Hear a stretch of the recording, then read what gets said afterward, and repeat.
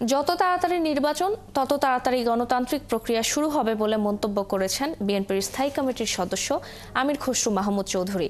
শুক্রবার রাতে চট্টগ্রাম নগরীর দক্ষিণ কাট্টলিতে বসন্তী পূজার অনুষ্ঠানে যোগ দিয়ে গণমাধ্যমে তিনি একথা বলেন।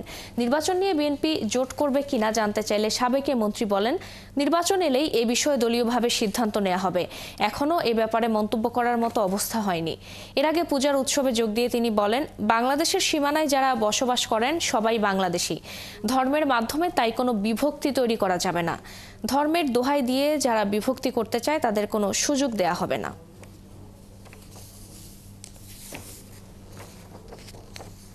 নির্বাচন ছাড়া কি গণতন্ত্র হবে নাকি?